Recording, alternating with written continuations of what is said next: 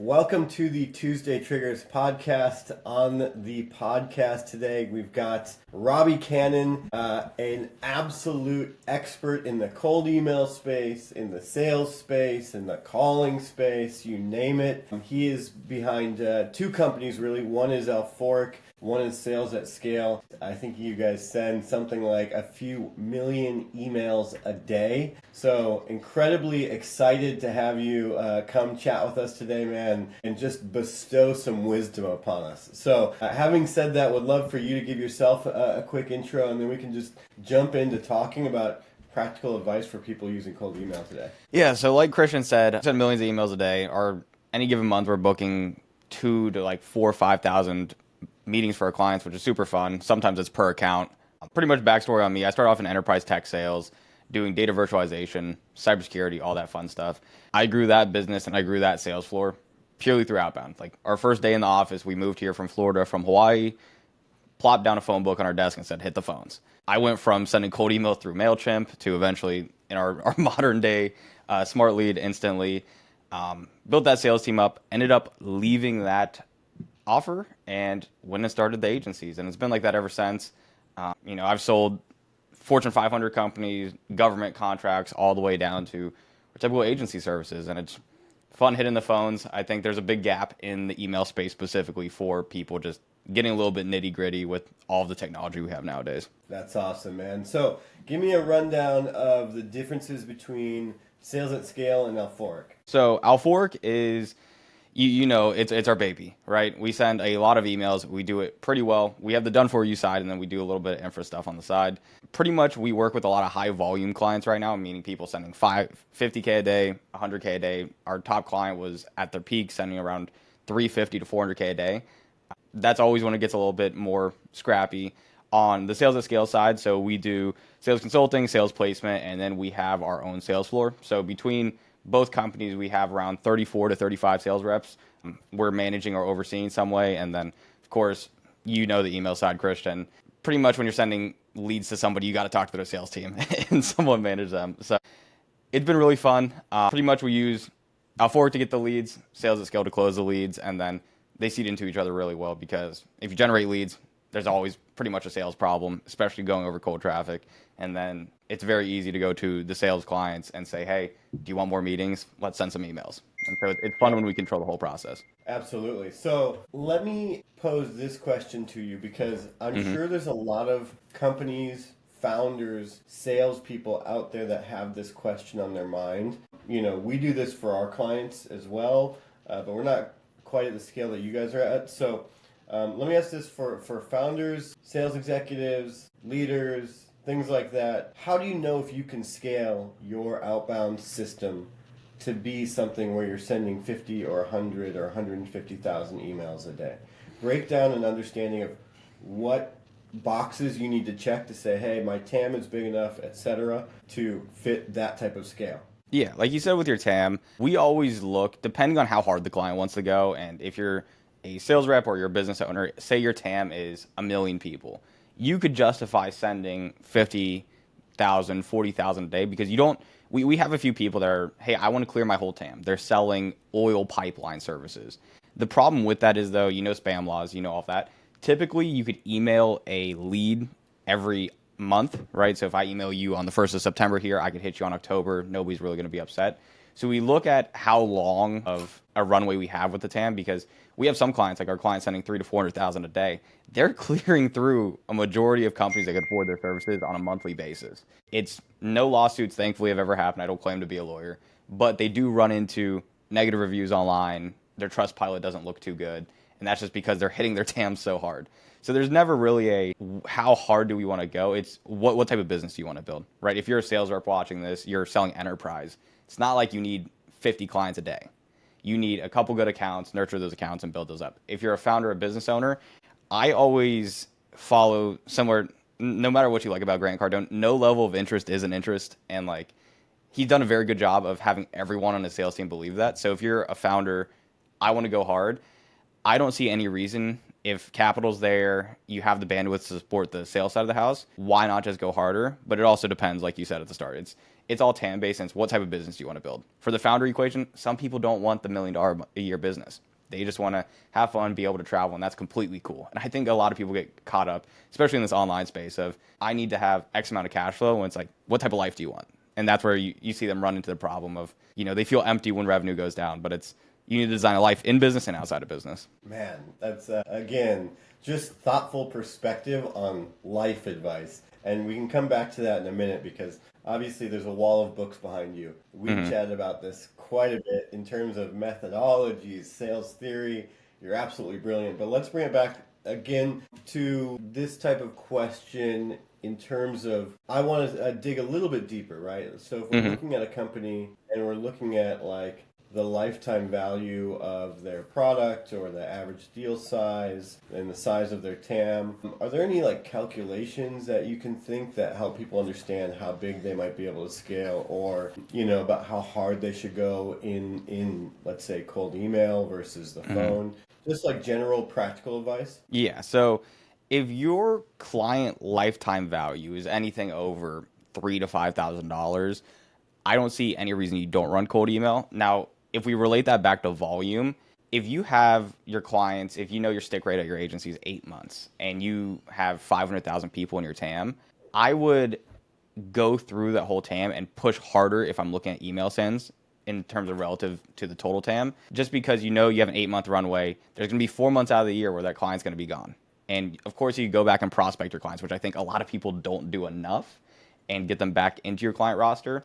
We don't do any hard calculations because it's all subjective. So we have clients come to us, hey, I want to exit in 2 to 3 years. We had a client come to us last month. They're prepping for an exit in 2 to 3 years. We took them from 5,000 cents a day to 100,000 cents a day over the course of a weekend. It was operational pain in the butt. But that person, they're like, hey, we'll design a new offer to go over cold email. We kind of said, hey, SEO works over cold email, paid works over cold email. What would make most sense? And for that specific client, they were, hey, our TAM is, we want to increase our TAM. They got a new offer that increases the TAM, and then they built it so it spider webs into their other service offerings, eventually rolling up to a paid media service. So if you're looking at a mathematical equation, I would always draw it back to the standard email KPIs. So if we're sending an email, we want a 1 to 3% positive reply rate. You should be booking minimum 20 to 25 to 30% of those people to a booked call. Your show rate, depending on your pre-call, could be 60 to 80%. And then your closing, depending on your closing skills, how good your offer is, low end 15, high end 35, 40 plus. So if you understand that from a capacity perspective, because we could sit here, you've generated leads for clients, we've generated leads for clients, there is that part of operations. So we can sit here and talk about TAM, or we talk about what is your capacity. And I feel like a lot of founders truly don't know their capacity, or they're stuck in the cycle of onboard a whole bunch of clients, legitimately break capacity instead of having a trailing metric of we're at 80% capacity, we're at 85% capacity. Let's gas it a little bit and then have CSM interviews going on in the back, or somebody that can handle the inflow of clients. Because breaking a business is easy. And that's where when you're sending emails for clients, especially when you get into those bigger accounts, one little mistake is big because their company's so large, right? If our domains go down for a client sending 300,000 emails a day, and that's just for one day, they're missing out on 100 calls. And that's usually, they're collecting anywhere between 50 to 150K cash in a day, not even revenue. So that's a big oopsie.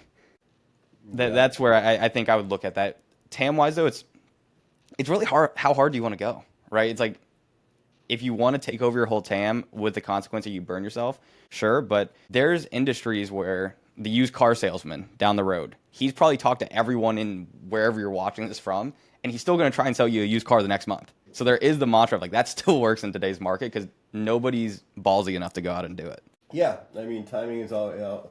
A lot of sales, I'll just come back to timing, right? And so to your point, you guys are messaging them once every 30 days. We do about the same, like somewhere between 30 and 45 days is what I talk to my clients about. And I would think about this if you're just a regular salesperson, right? Yeah. I think that the face of how you interact with people has changed dramatically in the last 2 to 3 years, where, I remember in 2018, I was making like 60-step sales sequences, and they were terrible, right? And like it was following up like every 4 days or something, right? And now, like a much more thoughtful way of doing it is using whatever is your most effective email. Again, this is all subjective, right? But like typically your most effective idea, and as long as you're not like burning that bridge, hit that person up every 30 to 45 days, right? Like you're going to you get another shot at them. They've forgotten about you. Their inbox has been piled on for the last month. Yeah. Maybe now you're hitting them up with the right messaging and it's at the right times. Yeah, a lot of it too is like the only time you really burn a prospect is if you say something absolutely absurd where you're remembered. When I was selling tech, the average lifespan of the hardware that we'd install for clients is 3 to 5 years. So there's a lot of people in our CRM where it's like, hey, their contract with Dell expires in 3 years on this day, and then we load them up into a sequence that was 3 years out. And like we'd get business from that, and I still talk to the company I used to work with. They still get deals from sequences I set up. And it was purely just like, hey, I know this person's contract expired. And they reamed me out on the phone. I have the guy on my phone, Michael Brown. I have his phone number saved on all my phones. Don't ever call him, but he was the first guy cold called, and he like reamed me out. He's like, you don't know what you're doing. And then he ended up becoming a client years later. That's awesome, man. So speaking of calling, right? So I think that everyone, salesperson to CEO, could take some advice on this from you, because we get in this cycle, especially salespeople, right? Like, yes, there's call heavy salespeople, but that is becoming a thing of the past in many industries, right? Even me, like, you know, in previous roles, like, you know, when you become a very tenured senior salesperson, like, you don't really want to pick up the phone, but it is really truly like we've built our appointment setter motion and our tech around some of these things that you guys do, right? And let's talk about appointment setting, booking meetings, locking things down by simply having the guts to pick up the phone and start making dials when you need to make dials. Yeah. So I think because we're so tech enabled, like smart lead guys are great, the instant lead guys are great. They make our job of getting appointments, whether you're a sales rep or not, super easy. Like I remember the woodpecker days and love the woodpecker days, but it was a pain. Dialing, I think I was telling you about our cadence. I tend to be an aggressive dialer, meaning that our sequence is I want to call you every day for 7 days. And if you don't answer, you don't answer. Just some general tips about dialing, setting from there. Make sure you use the software. People use Close, Alphorick, Kixie, Phone Burner. They're pretty much all the same, right? It's Instantly versus Smart Lead, Chevy versus Ford, whatever you like the most. The number one thing I'd say with any dialer and where you purchase any number, please check them for spam. Typically how all these contracts work at these companies, they buy 500,000 phone numbers for a 2-year contract term. So when you go buy a number from Close, for example, I might have already used that number and burned it because I did too many calls, I got reported for spam, whatever. Whenever we set up a new number for clients, we always make sure to contact AT&T and Verizon. And if you're high up in Close or these other softwares, you can ping their support team, and they will register it as, you know, RevGen or RevReply or Alphorick. So then you don't get sent to spam. Because if you start calling B2B numbers right away, you might go to spam off your third call. I've had calls, first call goes to spam, and we had to burn the numbers. Yep. We always see success calling before work, so 7 to 9. Technically, I'm not a lawyer. I don't claim to be a lawyer. There are TCPA acts out there. Go look at your local TCPA and weigh out your odds. I like calling at 1 to 3, and I do like calling later in the day. If I'm targeting C-suite, I will call it a 6, a 7, just because they're typically first in, last out. For larger companies, and if you want to put the foot on the gas, especially for some of our enterprise deals, I'll call them on weekends. So if I know he's a golf guy, I'll be like, he's probably golfing at 7, 8 in the morning or going to go golf somewhere, and I'll call on Saturdays. It's a little bit taboo, but I think the mentality is look at it from a holistic business perspective. If you do 100 dials, you know your conversion rate on these dials, if they're a qualified pickup, should be anywhere between 30 to 50% to a discovery call. You should just do the math and say, what's my income goal? What's my revenue goal? Calling's not fun for anybody. Some people get a knack out of it. I would say I'm more wired to like the calls, but it's just a necessary. Come on. If you look at it and it's like, if I do these dials and I'm gonna make X amount more money, I feel like most people are like, just go do it. The one thing calls does outside of, okay, more money, more inside, kind of like the life perspective, it's you could go get slapped in the face on cold calls, go hit the gym, and then like you pretty much feel invincible. It's just like mental tenacity you build up. And I think that's more of a benefit, especially for entrepreneurs, of not many of us have cold called, at least in this newer era of online entrepreneurs. So it's like they would benefit more with their business if they just picked up the phone, like got kicked in the teeth for $100, $200 a day, and they would go a lot farther, faster in their business just because they don't care. Because a big part about business is just being religiously you. Yep. Yeah, I agree. I know that you still hop in on some of your clients and dial just to figure it out. Yeah. And again, I think you're wired that way. I think it's just a part of it's a necessary evil, right? Like, is it something I wake up in the morning, I'm like, yes, let's go dial for like an SEO client? It's like, not really. Like, I know SEO, but I don't know SEO. But it's one of Yeah. those things where if we get better results on the email side, the fastest way to get feedback if your marketing is working is talking to somebody on the phone, whether that's an FU or whether that's a, hey, let's talk about this. Yep. So I'm going to ask kind of a leading question here, and Hmm. actually, you may take this in any direction that you want. But you talked about getting more referral business from your current clients and when to ask about that. Maybe we can go down this path. But Yeah. as we're wrapping up here, give me some like practical advice for salespeople, founders, like anyone selling their product, right? Not people just using an agency to do it for Hmm. them, for salespeople, founders, etc., to grow their business from a tactical perspective. Maybe something like you see, like, hey, this is the most easy thing that all of you could probably go in and make better to grow your business more quickly. Yeah. So we could go on referrals because that's a big push we've made in Q3 and then also heading into Q4. First off, with all of our sales calls, we've ended them if there are no close with, hey, do you know anybody else that might like this? Very cliche. I saw a couple LinkedIn posts about it. It just makes sense, right? You've probably ran email campaigns where it's, hey, do you know anybody that wants X? Same thing works on the phones, but now they like you and they'll give you your intro. That's one way you could do just to make the most out of the hour you spent with somebody that you didn't close. In terms of referrals and generating business, if you're a sales rep, be close with your ops team, your customer success team. Make sure that you're talking to them and your CRM's updated. So you know when they got a win, you know how good they're doing, and then you as a sales rep go say, hey, I was talking to Bob on the ops team. He said you guys just booked 10 meetings today. Congrats. I know you guys are crushing it. You joined 3 months ago. I remember you talking about you couldn't get outbound to work. Do you know anybody else you could refer? With that being said, if you're a CEO, a sales rep, go talk to your team. There's two different type of referral comp plans we like seeing. We like seeing a profit share on clients being on retainer. So, nothing crazy, 3 to 5%. Or if you have your math workout, I don't know your business. If you have 3 clients on retainer and this one person referred those 3 clients, we'll waive that referral client's management fee because they referred 3 people. We're still scalable in that case. And that works out a lot better just because they want to get to that 3. It gamifies it for them. And then they look at it as, okay, I refer 3 people. That's super easy. But then I don't have to pay, 4K, 5K a month in a retainer. And that's what I do. In terms of fastest path to cash, it all goes back to dials, right? Like if you truly want it bad enough, especially in like your email campaigns, I see a lot of people, they'll respond with a signature and people won't just pick up the phone.